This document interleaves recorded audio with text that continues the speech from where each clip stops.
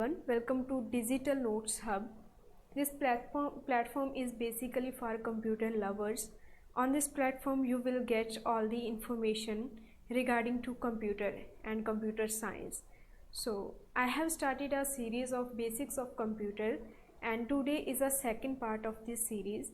If you have not watched the first part of this series, so I would recommend you to kindly watch that part, and after that you will continue with this part. And for the link of first part, either you can click on the icon that is in above in this video, or you can check out the description box. So let's get started with today's video. In this video you're gonna learn about the types of computers.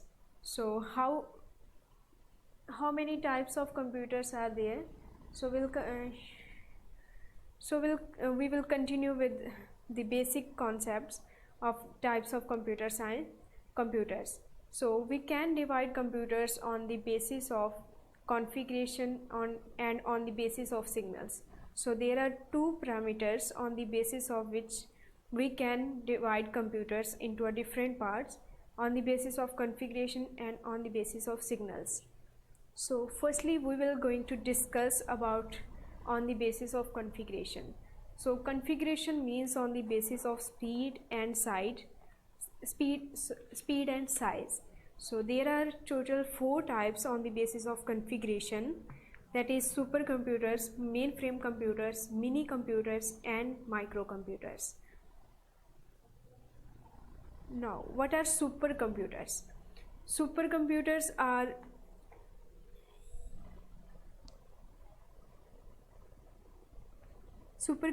have very high speed and can process a large volume of data. So let's take an example of space shuttle or a satellite launcher.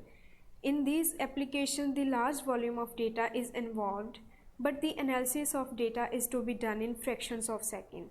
So here the supercomputers are used because they have high speed and can process a large volume of data in fractions of seconds. So another example of supercomputers are in weather forecasting. In weather forecasting department, supercomputers are used because they have the capacity to process a large volume of data. So next type is mainframe computers. So mainframe computers are bigger in size and they have vast amount of memory, but their input or output operations are very fast. They can store a large amount of memory. So these that kind of computers are used where we have to store a large amount of data, like in banks and in research institutions. These kind of computers are used. Next type is mini computers. If we compare mini computer and microcomputer, so mini computers are slightly bigger in size as compared to microcomputers, and these computers can handle bigger programs compared to microcomputers. So the computer which lies between mainframe and microcomputers are mini computers. And another feature of mini computers, these computers are multi-user systems. Means multi-user mean multiple users can work on a computer system at a time.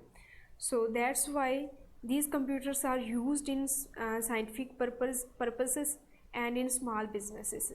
In business, if you have a business, then there are multiple users that are working on a single system. So for that the computer which is used are mini computers, because they have a multiple processors they have and multiple users. That's why multiple users can work on a single system at a time. And next type of on the basis of configuration, our last type is microcomputers. As the name suggests, microcomputer means small. Microcomputers are small in size, but they have a high speed, and so these kind of computers are used for personal use, like because they're in these computers are used where a lot of interaction is required between the computer and user. There are lots of examples of microcomputers like your mobile phone, tablet, watch that have embedded computers.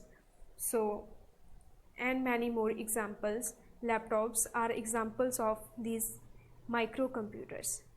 Now our next type, on the basis of configuration, we have 4 types.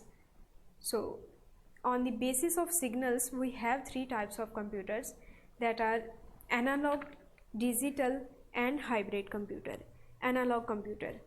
So we will discuss brief about this computer, so that you will have an idea about the types of computers.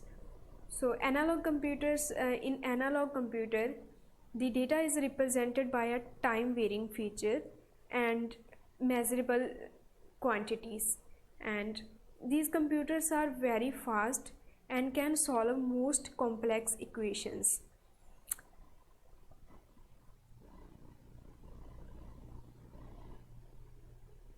Next is digital computer. As the name suggests, digital means zeros and ones.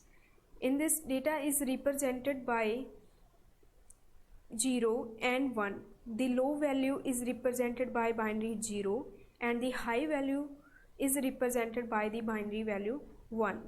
And these computers are quite slow as compared to analog computers. So next, last type is hybrid computers.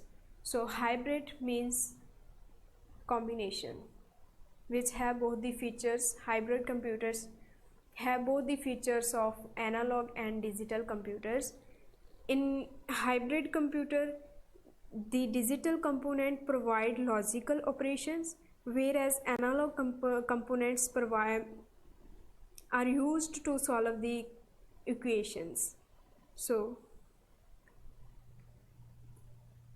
that's all for today, and I hope you will like this video, and do not forget to subscribe this channel and also press the notification bell icon so that you will be notified whenever I upload a new video for you, and share it with your friends if you think it is useful. And you can also reach on our website, that is www.digitalnoteshub.com, and subscribe to this channel and do not forget to share it with your friends. Thanks a lot. Stay tuned.